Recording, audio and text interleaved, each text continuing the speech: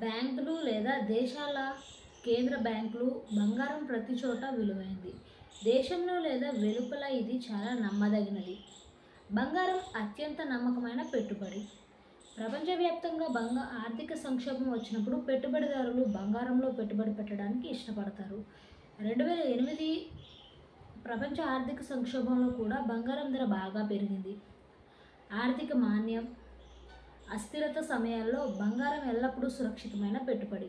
బంగారం ధర ఎప్పుడైనా సున్నా అవుతుందా? బంగారం విలువ సున్నా అయిన రోజు చరిత్రలో లేదని నిపుణులు అంటున్నారు. అందుకే దీన్ని ప్రపంచంలోనే అత్యంత సురక్షితమైన పెట్టుబడిగా పరిగణిస్తారు. బంగారం ధర పూర్తిగా పడిపోవడానికి ఎటువంటి కారణం లేదు.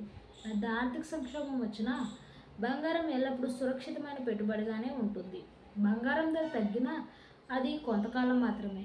ప్రపంచవ్యాప్తంగా మాంద్యం వచ్చి మరొక లోహం లేదా కరెన్సీ దాని స్థానాన్ని ఆక్రమించినప్పుడు ఇది జరగవచ్చు. కానీ అది దాదాపు అసాధ్యం. ఎందుకంటే బంగారం చారిత్రక ప్రాముఖ్యత మరియు డిమాండ్ ఎప్పుడూ తగ్గవు.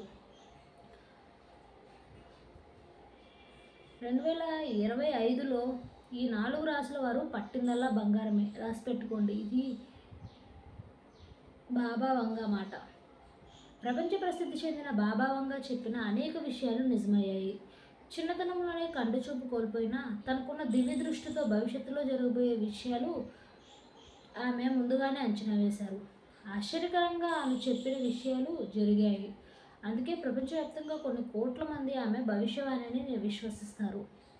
ఆమె బతికిన సమయంలో 2025 ఏడాదిలో సంభవించే విపత్తుల గురించి ప్రస్తావించిన బాబా వంగా 4 రాసుల వారు ఆర్థికంగా మంచి స్థితికి చేరుకుంటారని కూడా చెప్పారు. మరి ఆ రాసులు ఏవి? వాటి గురించి బాబా వంగా